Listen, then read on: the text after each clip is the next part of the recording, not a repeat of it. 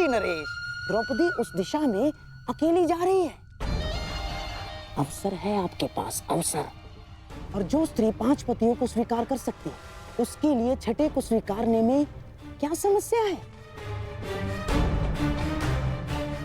और जो ना स्वीकारा, तब भी हमारा लक्ष्य पूर्ण हो जाएगा।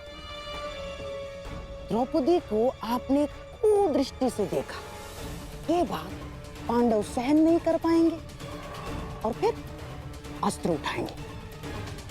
आपको तो मार नहीं सकते हैं? और आप पर हाथ उठाते ही अतिथि पर प्रहार माना जाएगा शिशुपाल, और यज्ञ ध्वंस हो जाएगा। आंधार नरेश, कभी कभी आप सीधी बात भी कर देते हैं।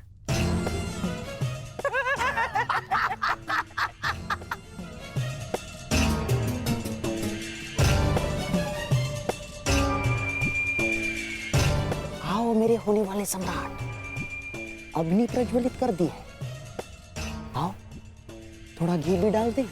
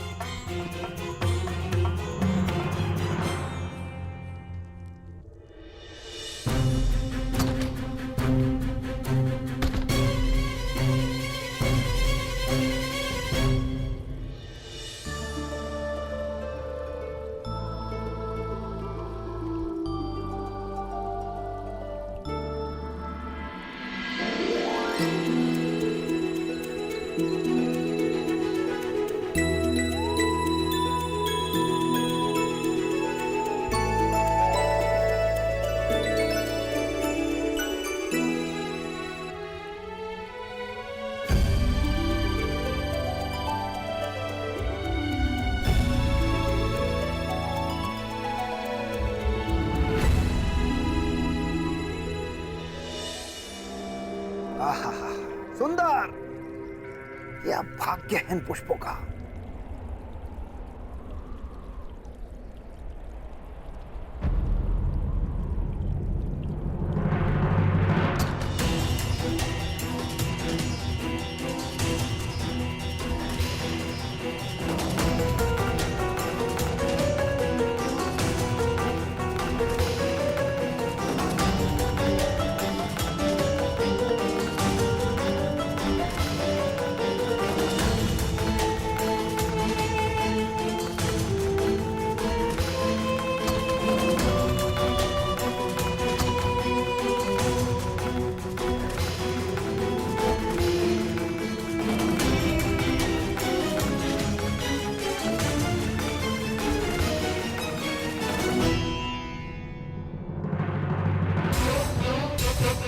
पांडवों का भाग्य इन पुष्पों की भांति जाग गया है।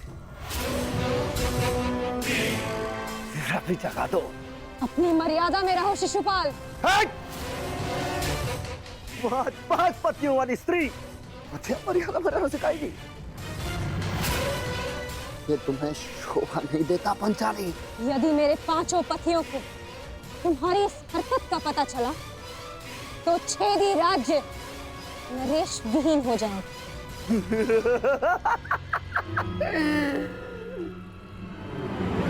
कहाँ हैं तुम्हारे 5 पति? यहाँ तो सिर्फ मैं हूं। और अगर तुम्हारे 5 पति यहाँ पर आ भी जाएं, तब भी वो छेदी नरेश शिशुपाल का बाल भी बांका नहीं कर सकते।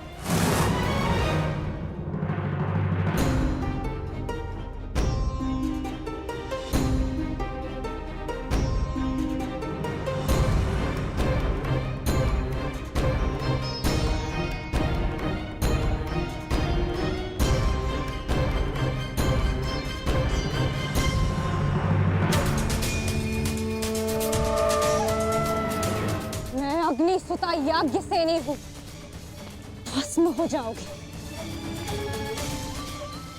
देखता हूं इस अग्नि में कितना ताप है।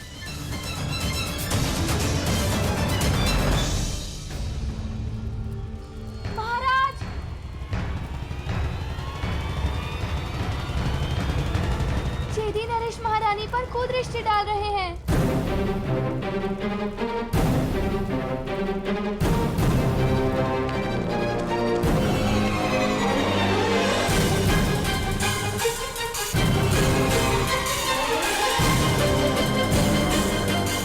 चौसर सज गई है, अब हो 12 और खेल हमारा।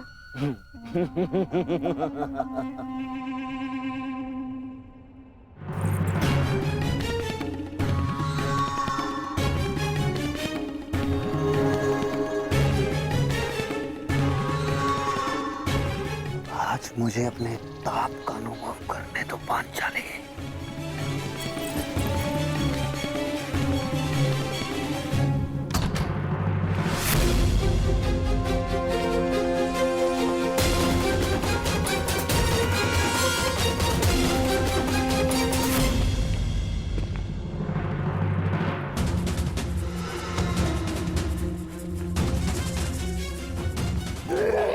छोड़ेंगे नहीं। यही तो मेरी इच्छा है कि वो मुझ पर प्रहार करें और उनका यज्ञ भंग हो जाए।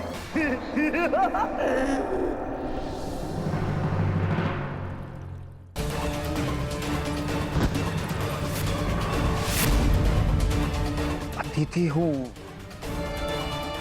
सत्कार करो मेरा पंचाली।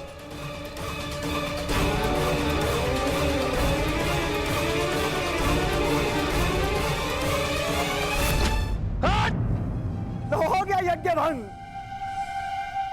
आ गए कुंती के पुत्र तुम्हें बचाने।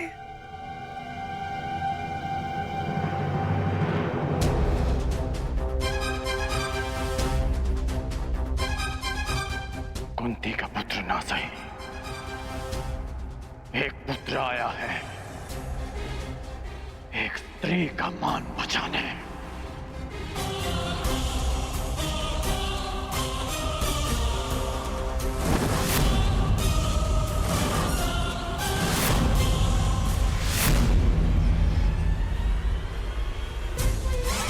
तुमने फिर से एक अतिथि की मर्यादा भंग की शिशुपाल।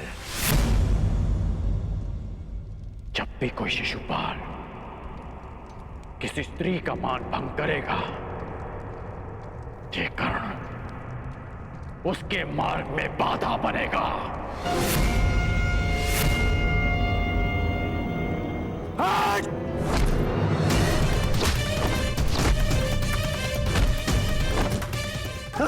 हस्तिनापुर ने समझाया था कि अपनी मर्यादा में रहना। मैं हस्तिनापुर के युवराज और भावी सम्राट का मित्र हूं, और तुमने उसी हस्तिनापुर की कुलवधू का अपमान करने का प्रयास किया।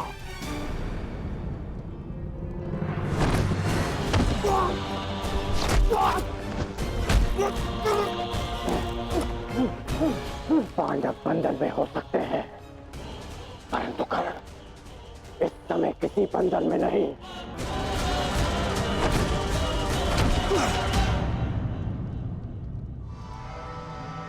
वांग राजकर्ण, जिस द्रौपदी ने तुम्हें सूत पुत्र कहा, तुम उसका साथ दे रहे हो और मेरा विरोध कर रहे हो।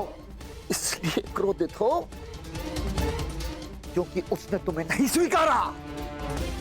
मैं आज भी कहता हूं, कुछ नहीं बिगड़ा अंगराज।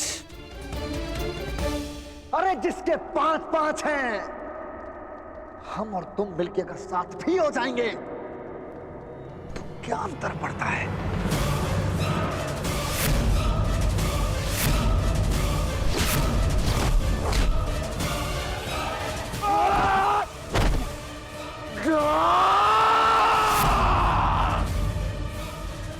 तुम जैसे कुबुद्धियों के लिए इस संसार में कोई स्थान नहीं।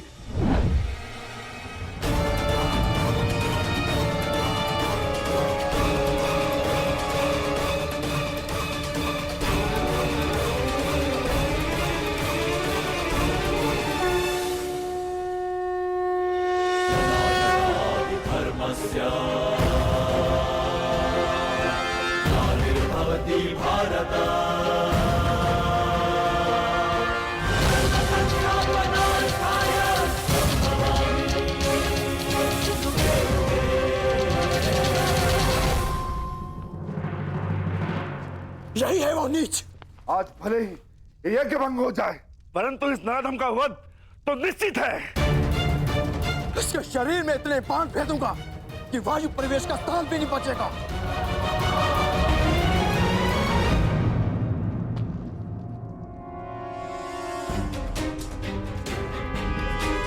मेरे होने वाले सम्राट, ऐसा प्रतीत होता है कि हमारा प्रयोजन पूर्ण हो गया है।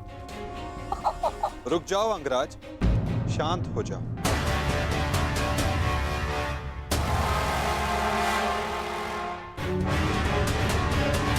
जाने दो इसे। नहीं केशव, नहीं। हम सब किसी प्रयोजन से जन्म लेते हैं और किसी ना किसी प्रयोजन के अंतर्गत मृत्यु भी होती है।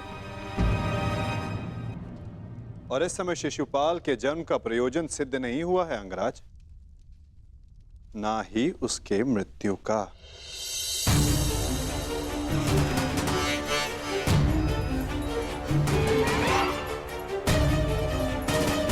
इस समय उसे क्षमा कर देना ही श्रेयस्कर होगा, है ना शिशुपाल?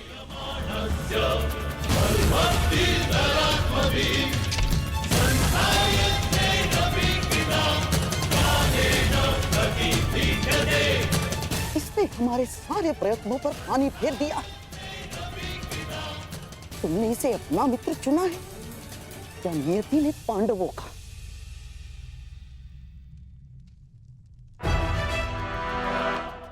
आओ शिशुपाल, उठो। आपके लिए श्रेष्ठ यही होगा कि आप यहां से चले जाए छेदी नरेश। हाँ, क्योंकि वासुदेव ने अंगराज को तो रोक लिया, रचित मैं ना रुक पाऊं। यही तो मेरी कामना है विकुधर। तुम आगे बढ़ो, प्रहार करो मुझ पे। तो फिर यह प्रहार करके अधिक प्रसन्नता मुझे होगी। नहीं पाल, अभी नहीं। परंतु क्यों माधव, आप इसे दंड देने से क्यों रोक रहे हैं? क्योंकि अभी उचित समय नहीं आया है पार्थ। शिशुपाल के जन्म का प्रयोजन अभी पूर्ण नहीं हुआ है।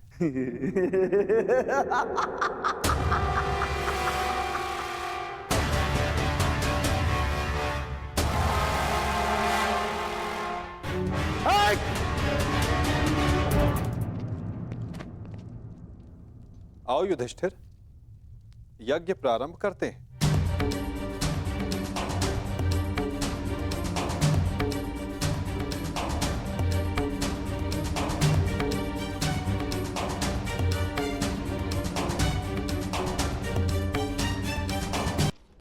रुक जाइए अंगराज।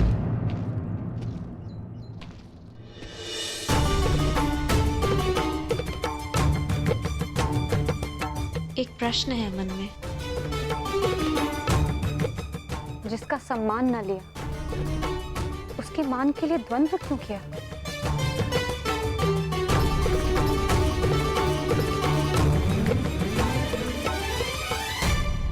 यदि आपके स्थान पर कोई और स्त्री भी होती याज्ञसेनी, तो यह अंगराज उसकी रक्षा भी अवश्य ही करता है, क्योंकि जिसने मुझे जन्म दिया वो भी एक नारी है और हर नारी सदा सम्मान का पात्र होती है।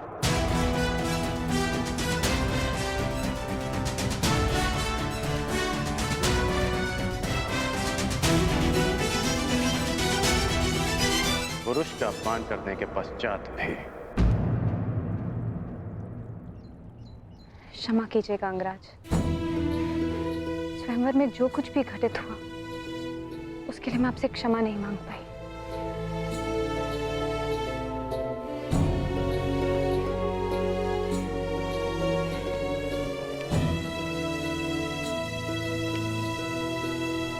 क्षमा उस कर्म के लिए मांगनी चाहिए देवी जिसके परिणाम से खेद हो। क्या सत्य में आपको उस कर्म के परिणाम का पछतावा है? आपको लगता है मुझे खेद नहीं है? नहीं है, आपको खेद नहीं है। खेद और पछतावा दृष्टि में दिख जाते हैं और आपकी दृष्टि में समझता हूं।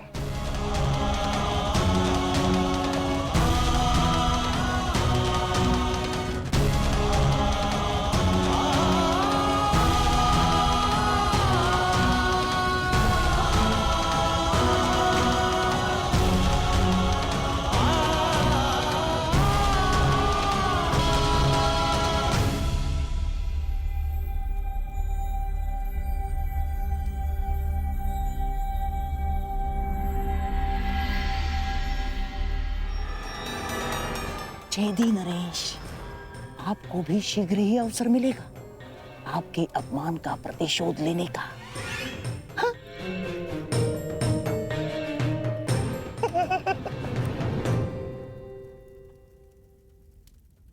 अब सारे अतिथि राजा अपनी अपनी भेंट होने वाले सम्राट को प्रस्तुत करें। देखते जाइए छेदी नरेश, हमने भी मनोरंजन का प्रबंध किया है।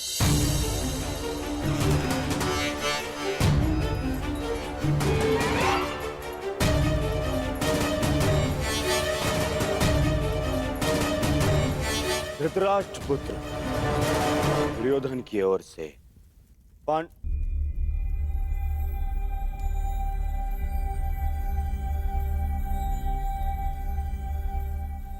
पुत्र नहीं, धर्मराज पुत्र युधिष्ठिर को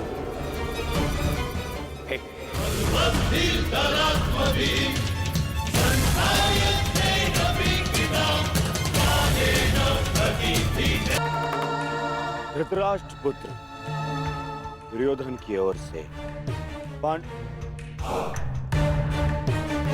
पांडु पुत्र नहीं, धर्मराज पुत्र युधिष्ठिर को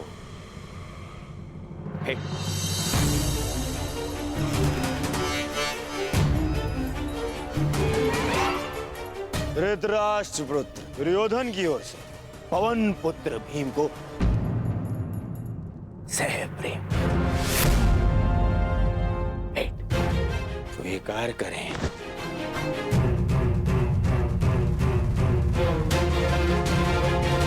धनुर्धारी अर्जुन, इंद्र के पुत्र,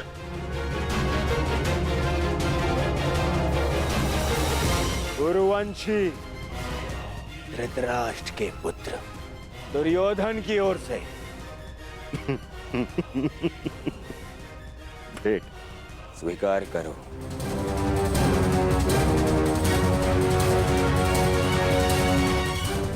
अश्विनी कुमार के पुत्रों को धृतराष्ट्र पुत्र दुर्योधन की ओर से भेंट।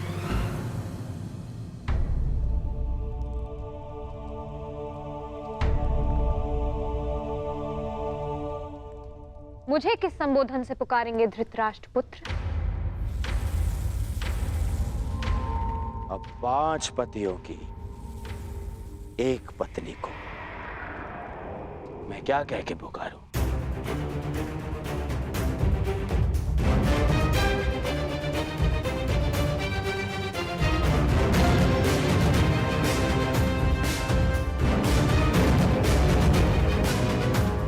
फिर भी तुम्हारा जन्म यज्ञ की अग्नि से हुआ है तो तुम्हें यज्ञ पुत्री कह सकता हूं। बात यदि उद्गम की है तो आपके जन्म के सत्य से भी सभी परिचित हैं। घटपुत्र।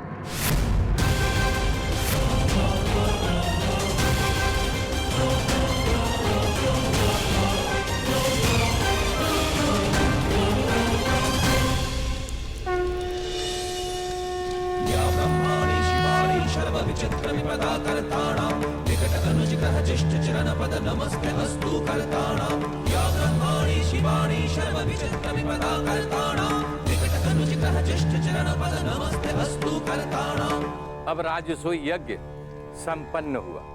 अतिथियों के पूजा के बाद ही आप सम्राट सिद्ध होंगे।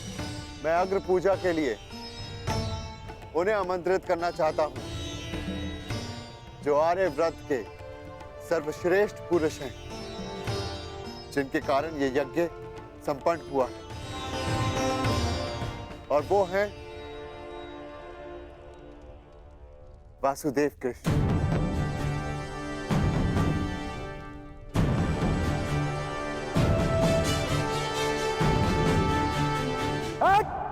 रुक! अब समय आ गया है इस यज्ञ के विध्वंस का और शिशुपाल की दुष्टता के प्रारंभ का।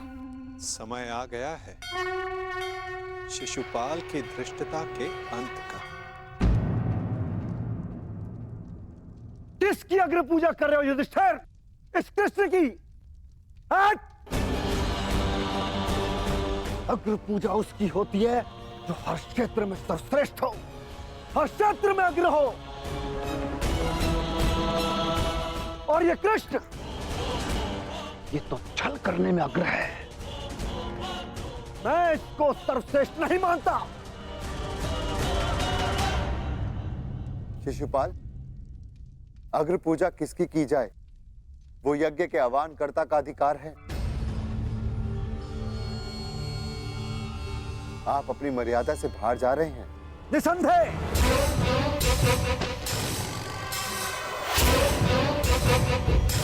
मर्यादा की बात मत करना युधिष्ठिर, क्योंकि मुझ में मर्यादा होने का दम है, तो तुझ में नहीं हो सकता युधिष्ठिर। और दम हो भी तो किस बात का? 5 पिताओं के पुत्र को कुल का दम हो भी नहीं सकता। सावधान शिशुपाल! चिल्ला मत भीम! इस बार चिल्लाने से कुछ नहीं होगा। सत्य ही कह रहा हूं, राजसूय यज्ञ कर लिया, परंतु सम्राट होने का गर्व कहां वर्णावत के भगोड़ों के पास। कहीं दान में मिले राज्य को पाकर शूर होने का भ्रम तो नहीं तुझे? जरासंध को छल से मारने के पश्चात स्वयं को न्यायशील कहने का साहस भी नहीं। केवल शरीर ही बढ़ा पाया है या साहस भी है भगोड़े कहेंगे? अगर साहस है तो उठाओ शस्त्र।